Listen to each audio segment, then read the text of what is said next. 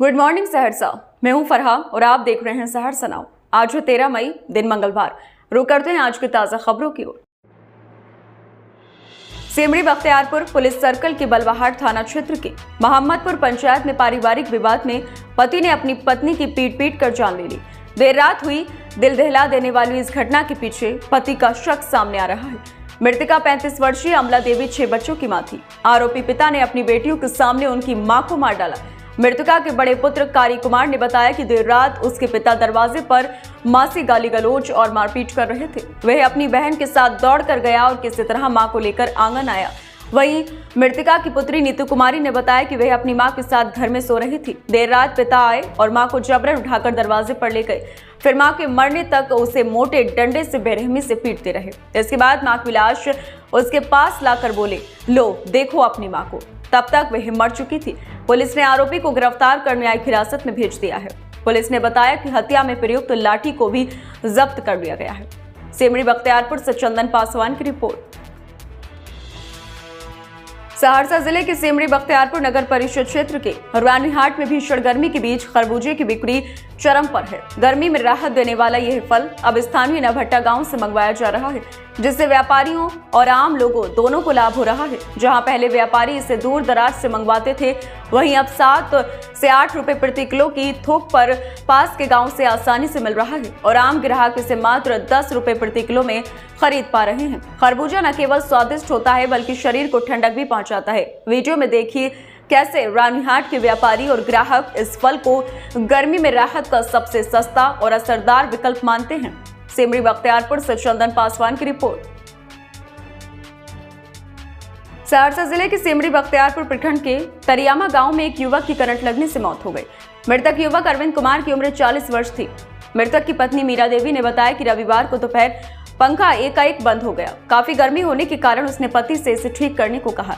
अरविंद खुद इसे ठीक करने में जुट गया। उसने देखा कि पंखे का तार छुटा हुआ है। वह जैसे ही उसे जोड़ने के लिए छुआ, तार उससे सटा ही रह गया। लोगों ने आनन फानन में उसे अनुमंडल अस्पताल में भर्ती कराया, जहां डॉक्टरों ने उसे मृत घोषित कर दिया। अरविंद की मौत के बाद पत्नी सहित उसके 3 बच्चों का रो रो कर बुरा हाल है। सेमरी बख्तियारपुर से चंदन पासवान की रिपोर्ट। सौर बाजार प्रखंड के कई पंचायतों में मनरेगा योजना से जीविका दीदी के माध्यम से वर्मी कंपोस्ट योजना की शुरुआत हुई थी। प्रत्येक योजना की लागत राशि 1,91,500 रुपए थी।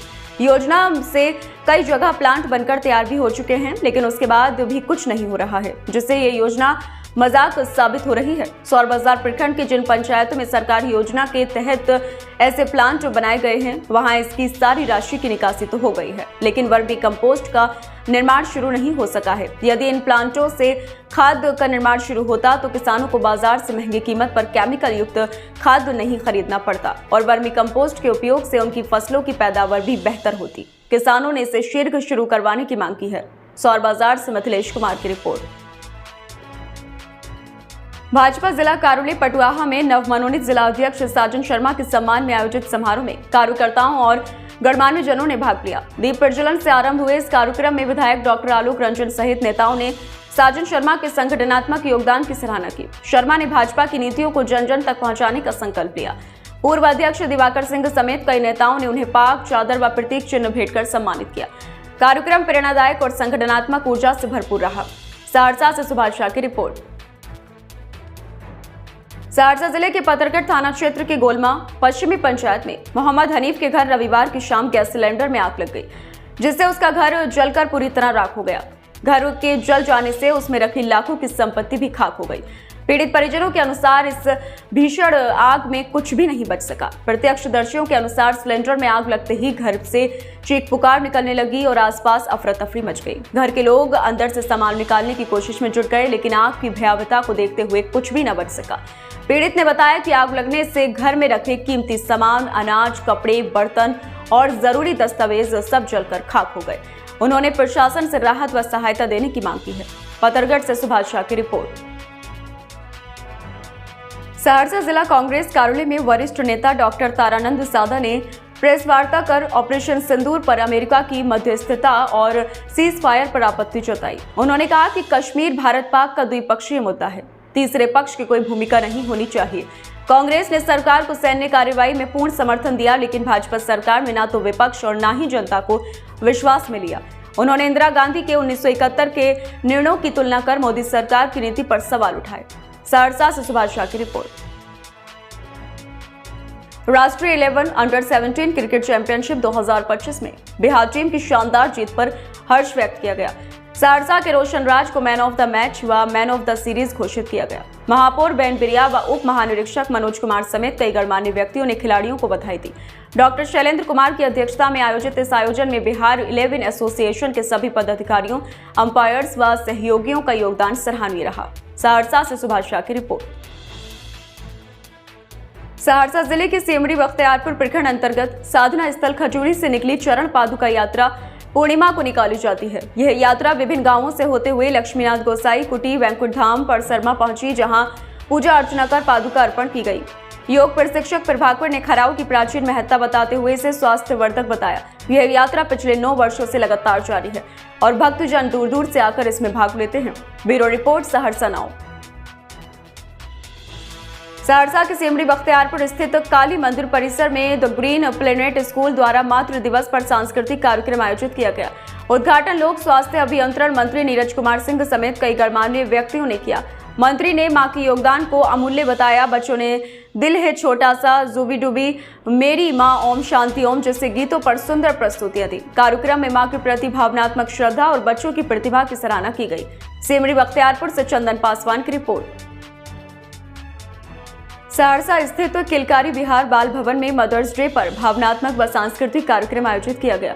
बच्चों ने मां के चरण धोकर आलता लगाकर आशीर्वाद लिया और स्वागत गीत व कविताएं प्रस्तुत की। सांस्कृतिक प्रस्तुति व खेलों में माताएं भी उत्साह से भाग ली और भावुक होकर अनुभव साझा किए। कार्यक्रम समन्वयक ने बताया कि इसका उद्देश्य मां को विशेष महसूस कराना था। कार्यक्रम में प्रशिक्षक, कर्मचारी और बच्चों ने मिलकर आयोजन को सफल बनाया।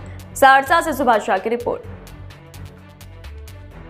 सहरसा में 9 और 10 मई की रात नगर निगम उप मेयर उमर हयात उर्फ गुड्डू हयात की गाड़ी पर गोलीबारी के आरोपी को पुलिस ने गिरफ्तार कर लिया। पुलिस ने घटना में प्रयुक्त बाइक और मोबाइल जब्त की और घटनास्थल से खोखा भी बरामद किया। आरोपी सुधांशु शेखर झा ने बताया कि बाइक से ठोकर लगने के बाद गाली गलौज और मारपीट हुई थी, जिससे गुस्से में आकर उसने होटल के सामने खड़ी थार गाड़ी और बाइक पर गोली चलाई। पुलिस ने तकनीकी अनुसंधान और सीसीटीवी फुटेज के आधार पर उसे गिरफ्तार किया। Bureau report, Saharsa now. Saharsa में 104वें श्री श्री आनंद मूर्ति जी के जन्मोत्सव के अवसर पर सहरसा बनाम खगड़िया बालक बालिका कबड्डी प्रतियोगिता का उद्घाटन साइबर अनुमंडल पुलिस पदाधिकारी अजित कुमार ने किया। इस मौके पर विशिष्ट अतिथियों में आनंद मार्ग प्रचार संघ के आचार्य सिद्धि विद्यानंद जी, मनोहर लाल टेकरीवाल, कॉलेज के प्राचार्य अजय कुमार दास, जिला हॉकी संघ के सचिव सुनील कुमार झा, निगम पार्षद आशीष रंजन सिंह, डॉक्टर जयानंद कुमार, पंकज गुप्ता और अन्य गणमान्य व्यक्ति मौजूद रहे। Bureau report, Saharsa now. अभी के लिए इतना ही। सहरसा की तमाम खबरों के साथ बने रहने के लिए देखते रहिए सहरसा नाउ। और अगर आप यूट्यूब के माध्यम से देख रहे हैं तो चैनल को सब्सक्राइब करना और फेसबुक के माध्यम से देख रहे हैं तो फॉलो करना ना भूलें। धन्यवाद।